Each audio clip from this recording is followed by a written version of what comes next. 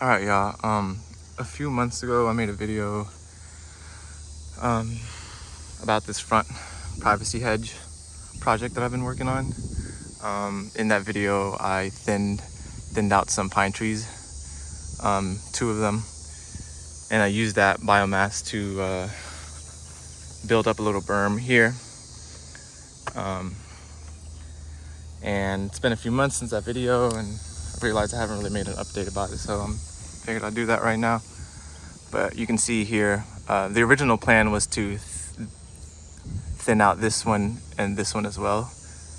I just didn't get around to it, and just leaving these three super healthy ones, because you can see those two are already just dying. But this is the front of the house. There's the street, and there is the little ditch. And something I've been noticing, which is pretty cool, which I was hoping would happen. We just had a couple days of some really good rains, really hard rains. So you can see my neighbors, the canals, the ditches are just filled with water. And if you look at mine, it's relatively dry compared to theirs. There is a little bit of moisture there, but compared to that.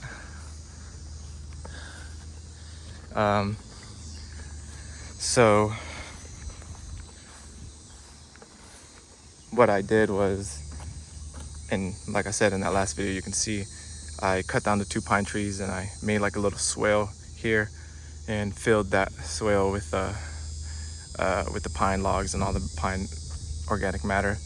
And then I mulched super heavily on there, so each time it rains, the water wants to come down and end up in that ditch. So all this plant material, the roots, the organic matter, just everything slows that water down and catches it first before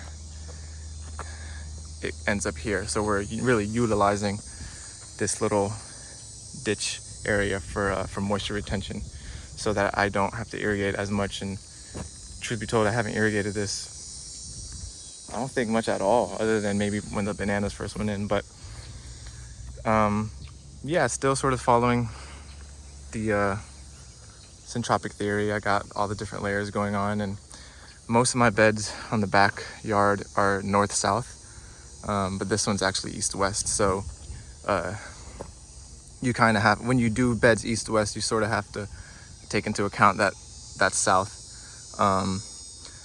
that things that need more sun should be on the south side, and the things that, in this case, Mexican sunflower, if you've ever seen Mexican sunflower go wild, you see it shoot up trying to find that sunlight. So species that shoot up, you can put on the north side, because they're going to find that sunlight no matter what. Whereas species like the sweet potato, since it's a sprawling cover, kind of want to give it the priority of that sunlight. But yeah, it's working pretty well as a privacy hedge. I decided to top those Mexican sunflowers there, so it can bush out there and sort of keep that privacy. But I might experiment with cutting them a little lower. I wanted the main priority to be privacy, but considering how fast the Mexican sunflower grows, might just be better for the overall health of the plant to cut them lower. But pretty much what I have going on here is just really cheap seeds, things that I just could plant really fast, and just things that'll just produce growth, and things that'll produce genetic material, like these Tine Dung 64 sweet potatoes that I can share with friends, and also provide me food, obviously. But I kind of opted for things that I can cut easily and not be too worried about it, like moringas, and things that grow to a lower stature, because there's telephone wires there, and I just don't want to have to deal with things getting out of control. So I have things like pigeon pea, moringa, and it's kind of just like an alternating pigeon pea, moringa, This is the world's best mulberry that I got cuttings from Jay Reynolds' place on Pine Island. And this thing is the definition of vigorous. Again, I just stuck these cuttings in the ground. I didn't hardly water them, and man, did they take off. I really like this for the front hedge because it grows a lot bushier than other mulberries. It's more of a shrub than it is a tree. And whew, it really took off. It really likes to get pruned. The deer actually pruned some of these back, and when I saw how vigorous the shoots were after the deer nibbled on some, I figured it's definitely one of those species that loves to get pruned. So you should have seen this a few weeks ago. It was crazy before I tipped it back a little bit. I just have random plants just because I just wanted to put things on here just to get some plant coverage. But again, this is a dwarf Namwa, so I want dwarfy type trees here. And each of these flags represent a bunch of sugar apple seeds that I seeded, direct seeded. I'm a big fan of direct seeding. I just love putting a whole bunch of seeds in the ground and letting the strongest ones survive. Just kind of my style. You can see I believe this is a sugar apple. Sure looks like it. It's already coming up. I think another one is coming up here as well. I saw it the other day. Oh yeah, pretty sure these are sugar apples. Little baby ones. I mean, it's so moist here. It's almost too wet, to be honest.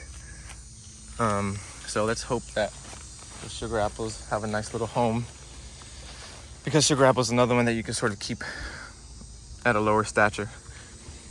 And another dwarf Namwa coming up.